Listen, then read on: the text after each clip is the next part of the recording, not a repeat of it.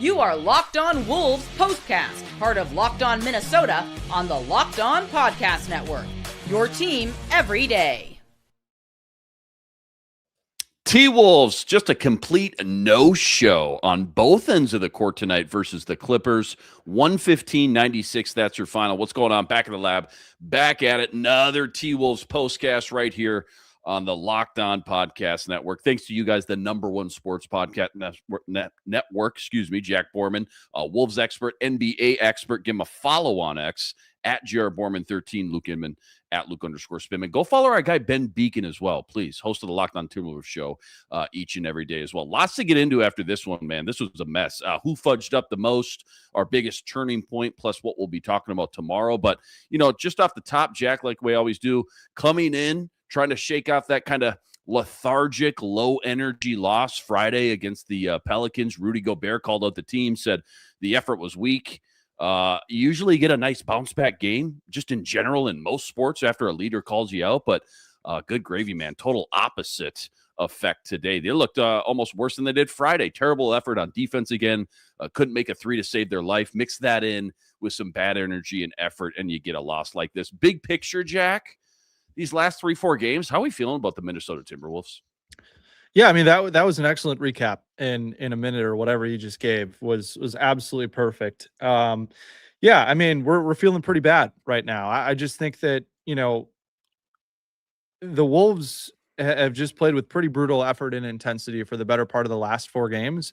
And that's when, they just had a 5-game losing streak not too long ago, right? And I think that, I know people in the chat have, the other night were frustrated that I wasn't calling people out enough. And I've generally taken a long-term view of the Timberwolves, knowing like this is a team that's been a really serious playoff outfit contender the last couple of years and have really elevated their level in the playoffs. And they've certainly had their slip-ups in the regular season and nights where they haven't taken the game seriously enough in years past, but it's just happening far too often this season in a way that it hasn't last season. And I just think that, again, to have your offense wax and wane, that's fine, right? That's going to happen. That's the nature of the NBA. Like starter shot 2 of 16 from 3 tonight. The team as a whole, 8 of 33 after shooting 4 for 20 in the second half against New Orleans the other night. Like that'll happen. I'm not frustrated about that whatsoever. But the way that they waned today was just pitiful. And I think that the team looked completely disconnected on offense. It was a very selfish effort. There were so many possessions that had one pass or no pass or one guy holding the ball for 10, 12 seconds of the shot clock and then either throwing up a scud in the last second and a half of the shot clock or a shot clock violation or turning it over, trying to do something with the ball late in the clock. Was just absolutely brutal.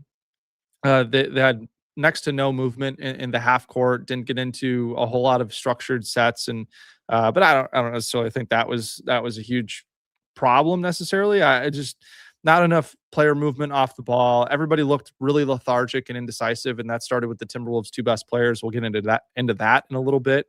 And again, they had more turnovers than assists. 21 turnovers to 17 assists. I think was just indicative of what was a very selfish game offensively from the Timberwolves. Didn't push pace enough off of stops. Just guys jogging back, not playing hard enough. And look, if you're at a point where you're jogging at a point when the other team isn't back in transition and you're not able to take advantage of that, ask out of the game and have Finch put someone else in that's going to do that. And the fact that Finch himself doesn't do that is becoming increasingly frustrating. And again, the other side of the floor, the defense can't wane this aggressively. I mean, they ranked 25th in defense, 121.6 defensive rating over the last 5 games, and it wasn't much better tonight. Again, for the Timberwolves to have this type of response, especially on that end of the floor, after Rudy Gobert called out his teammates' lack of effort and accountability, I think was startling, to say the least. And the amount of times where there was just a complete missed assignment in transition, where there wasn't enough communication, or Wolves players just sagging off wide open corner 3-point shooters that they're not supposed to be, sagging that far off of, was upsetting. And I just think the pressure is starting to mount on Chris Finch, who has his work cut out for him going into the All-Star break here, starting on Thursday. I mean, the other part of this too, left the starters in long enough for Chris Dunn and Julius Randle to get into it. Yeah. And then after that happened, he puts the starters back out onto the floor to let them wallow in whatever it was today. And the Timberwolves play tomorrow night. They play tomorrow night. So if the Wolves come out lethargic and lackadaisical, which they probably will, because that's what they've been doing at home for the better part of the whole year, that extra 5 minutes that you're putting on these guys for absolutely no reason, for a message that is absolutely not going to land ahead of tomorrow's game, was unfortunate. And look, I think that Finch, for the large part, has gotten too much blame for players just making game plan mistakes. I think it's hard for fans to see that, and that's understandable. And look, like, the Timberwolves scouting report is out on the players' chairs in the locker room when we're there in the locker room. Mm-hmm. And so we'll flip through the scouting report and look at how the Wolves are supposed to defend different players on the opposing team. And, I'm not going to air that publicly, but there were game plan mistakes left and right on all sorts of players, especially from Anthony Edwards and Julius Randle defensively. Are you talking about the game plan itself or the execution? Yeah. You're saying the execution of the game plan. I mean, all the the game plan is driven by data, is driven by film, all this stuff. I mean, the Timberwolves have walked the media through, before the season, what a scout looks like for the Timberwolves. And there is so much incredible preparation and detail that goes into every single one. And players can just make coaches look terrible with just not paying attention to the scouting report. And we've seen the Timberwolves be able to do it. So we know that they're capable of doing it. I just don't think that they have done it enough. And it's just also really unfortunate too that this is all just overshadowing Ayo Dosunmu's Timberwolves debut, right? For him to come in joining when things hit rock bottom is unfortunate. I thought it was a cool move by Finch to put Ayo in first ahead of Naz, so he could get his own little nice round of applause. And the crowd popped pretty much every single time he did anything. I mean, this is a really intelligent fan base and crowd at Target Center, so that was nice. And I just, really quick here, defense, I thought that just the balance he maintains, navigating screens, allows him to just stay in front of guys. I mean, he has a 6'10" wingspan too, which is super helpful. And then, nice to see him at least be aggressive, had a really nice, off the dribble three and pick and roll with Rudy Gobert. And I thought he did a really good job overall of just pushing the pace offensively. That's kind of what Chris Finch was asking him to do, coming into the game. And you got to give him credit for the way that he kind of did that job. And I thought is going to fit in really well, at least in terms of how the team wants to play on the floor. No doubt. Great breakdown there. Let's get into who fudged up the most tonight here, Jim. Uh-oh, somebody messed up, and it's time to let them know with who fudged up. I mean, Kawhi gets 41 and 8. Ant gets 23. It just felt like they lost the superstar game tonight here, Jack. Kawhi Leonard again kind of turned into this unstoppable peak HOF Kawhi Leonard somehow, some way. And meanwhile, you had not just Anthony Edwards, but Julius Randle as well, just kind of struggling and looking like you kind of pointed out, way too nonchalant, way too lethargic out there. You tell me though, who fudged up the most if you got to pick one guy to?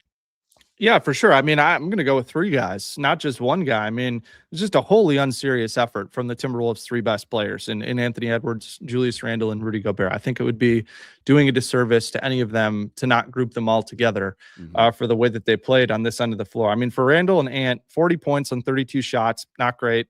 Shot 2 of 13 from 3, had 6 turnovers, 4 assists. I mean, that was indicative of what the entire game was like for the rest of the Timberwolves team.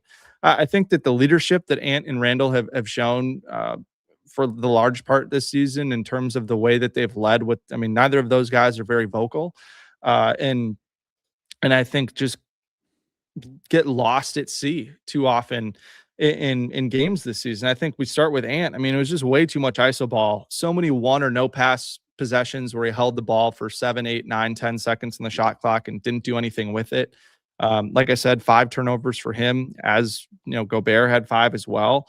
And if you went and watched an entire game and you just watched the way that Anthony Edwards played defense off the ball, it would be eye-opening. I think some of the NBA games, you're watching it, you just kind of watch the ball and you don't kind of see everything else that's going on the floor. But when you really lock in and pay attention to it, it's pretty brutal how his effort has been defensively this year. I think it's been definitely his worst defensive season since he really came on strong and became an NBA star over the last 3-4 seasons. And it's been as bad as it has been since his rookie year for my money. And then Kawhi just absolutely dominated him in the one-on-one kind of star battle, 41-23. And Kawhi did that while the Wolves are playing way better defense on him than, the Clippers are playing on Ant. I mean, the Wolves are throwing the kitchen sink at Kawhi. They were icing him. They were hedging him. They were trapping him. They were forcing him to the paint or to the post. I threw a bunch of bodies at him once he got below the arc, and he still found ways to score. And Ant was just sitting up there, chilling at the top of the key, just pounding the air out of the basketball and not getting into the paint enough until the game was really out of reach for the Wolves. And so that was just brutal from Ant. I thought it was the worst. His first half was about as bad as it gets energy wise from Ant. It's one of the worst halves he's had all year. And then Julius Randle got thoroughly outplayed by John Collins. And he's been bad in the aggregate for the better part of the last month for the Timberwolves. I mean, the on-off metrics bear that out. He's been the worst player in terms of on-off by net rating over the last month of any Timberwolves rotation player at -10, which is for a guy that we all thought the first 25 games of the year was going to be an all-star this year, is pretty unacceptable. And he looks like a completely different player from the Julius Randle that we saw for most of the season last year. And the only difference, Luke, is that he got paid. And so he was playing for a contract last year, got paid this year, has done nothing meaningfully better than what he did last year, which is unfortunate. And it just kind of reminds me of the D'Lo situation from a couple of years ago, where the writing was just on the wall of the Wolves are going to make a trade and hopefully the vibes improve a little bit. And Julius Randle is definitely more well-liked in the locker room than D'Angelo Russell was. Don't get me wrong on that. But I would be really surprised if the Wolves did not move off of him this summer and try to elevate Jaden and Naz more. But those two guys didn't really help either, which was a bummer. I mean, Rudy, then 5 turnovers, 4 defensive rebounds after calling out his teammates' effort. That's not going to land well, certainly. Right. And then only 11 total points from Jaden, Naz, and Dante tonight, which is about as bad as it gets for those three. I thought Jaden fought his tail off defensively, and I really hope that people saw that despite Kawhi's stat line. But I mean, for Naz and Dante to not meaningfully impact the game whatsoever in a way that we've come to expect from them was disappointing. And then for Jaden to only get 4 shot attempts, I think, while Randall's got 14, Ant's got 18. The shot distribution was out of whack. And more guys just didn't get shots too because the Wolves turned the ball over 21 times. So just all in all, just about as bad as it gets for the Wolves. Yeah, DDV 1 point tonight, fouls out midway through the fourth quarter. Yeah, when it rained, it poured for sure tonight on the Wolves. Plenty more deep dive from this one. Biggest turning point plus what we'll be talking about tomorrow. That's all coming up right after this. Quick reminder, tonight's episode brought to us by Monarch Money. Ever go check your bank account and go, where'd my money go? Dining out, online shopping, entertainment. So easy to lose track. That's where Monarch Money comes in, not just another budgeting app. It's a complete financial command center. You can track all your accounts, your investments, your spending. It's all in one place. So you stop just managing your money and instead you start building a little bit of wealth. Take control of your finances with Monarch Money. Use the code LOCKEDONNBA at monarchmoney.com for 50% off your first year. That's monarchmoney.com, code LOCKEDONNBA. You're getting half off your entire first year. This episode also brought to us by Prize Picks. Prize Picks, without a doubt, most fun I have playing daily fantasy. You can win up to 25 times your money this NBA season, and why I love it. It's just so easy to play. All you got to do, you select 2 or more players. You pick more or less on their projected stats. I'm talking points, rebounds, assists, 3-pointers, you name it, they got it. Plus, they now offer Apple Pay, quick and easy deposits into your account all season long. Right now, go to PrizePicks.com/LockedOnNBA. Use the code LockedOnNBA. You're getting first deposit match up to $100.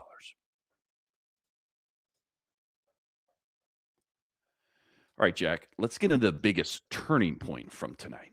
Time to reveal where the game was won or lost. It's the turning point. You know, you're down 12 at halftime. Things don't look great. You mentioned it, maybe the worst first half of Ant that we've seen all season. And then you go into the third quarter. They finally wake up. They go on this 14-2 run, cut it to 7. Ant throws down this monster poster jam on Lopez. Target center wakes up. They're exploding. Whole place is rocking. Felt like a brand new ball game. Problem was, it was just all Clippers from there on out. Absolutely poured it on, ran away with it. Wolves were down like 20 plus heading into the fourth quarter. Was there one moment or like one sequence, Jack, that really ended up feeling like it was the big difference tonight in this one? Yeah, I think that the fact that the Wolves couldn't muster enough energy after Ant threw down the best dunk that we've seen from him since he destroyed John Collins, who was standing right there. That's right. In Utah a couple years ago, the crowd was on fire. I mean, you can blame a lot of things for today, but you can't blame the crowd. I mean, the crowd, for how many people were there on Super Bowl Sunday, had really good energy when the team's play warranted it. But if the Timberwolves players couldn't muster up the effort and energy to play and just play hard, you can make mistakes all you want. Just play hard. That's all anybody was looking for. Yeah. The fact that they couldn't do that after Ant makes that type of play in that moment, I think was just embarrassing. It was just abhorrent. I think to watch everything just unravel from there. And Finch left the starters in for probably 2 or 3 minutes too long. And the Wolves, I mean, they were struggling to get the ball out of bounds and get a dead ball so that guys could make subs.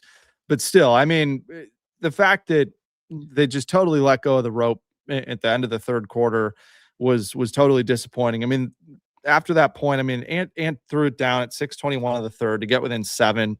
And, you know, that comes on the heels of them going on a 10-2 run to cut it to 11. And then the Clippers from there won the next 14 minutes, 44-26, plus 18 to break open a 25-point lead.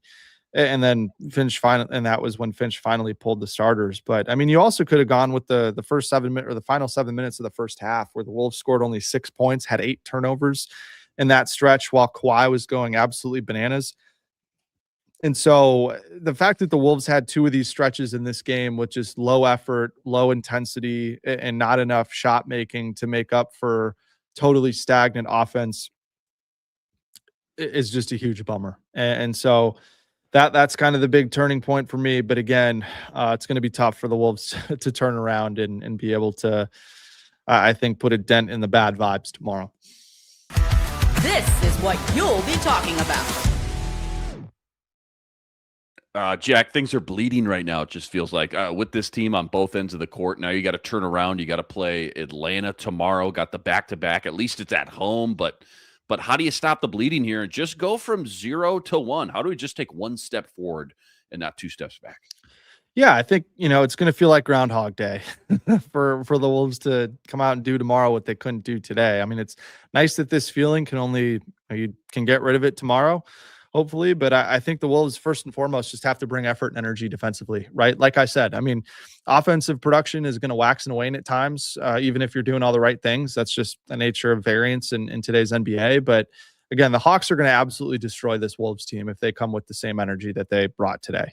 I think the Hawks, this season have the 3rd highest pace in the league between Jalen Johnson, Nickeil Alexander-Walker, CJ McCollum, Corey Kispert, even Zachary Richichet, their former number 1 overall pick. I mean, all those guys have been pouring it in from 3 over the last 5-10 games or so. And this Hawks team has been in games they've put up 140, get knocked on the door of 150, and they will absolutely run this Wolves team out of the gym if they bring that same energy and effort tomorrow. So I think if I'm Chris Finch, I'm just saying in the locker room, if anybody wants to play hard, step up. I'll play you tomorrow.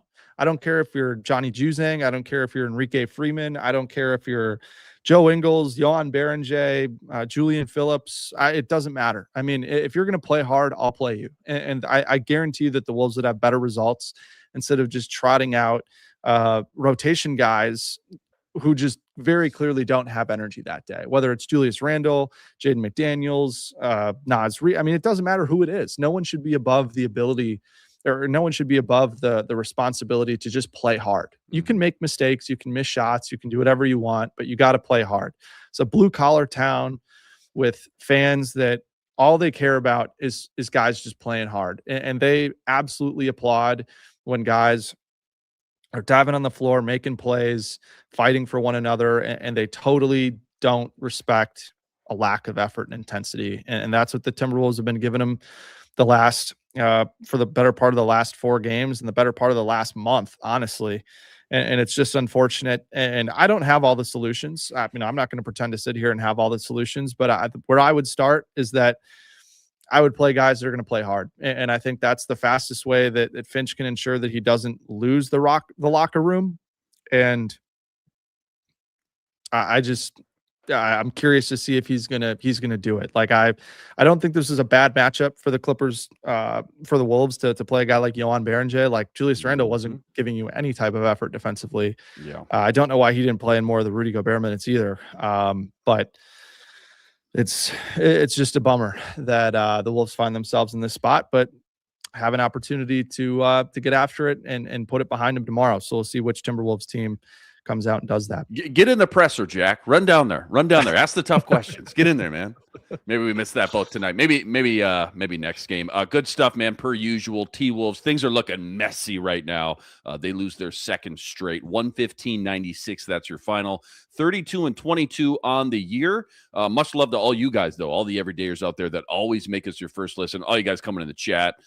From game to game, you guys were fantastic per usual. Like and subscribe if you haven't already. Go follow Jack as well at JR Borman 13. We're back tomorrow night, back at home again against Atlanta on this back-to-back 7 p.m. tip for that. Appreciate you. We'll talk to you next time. Signing off.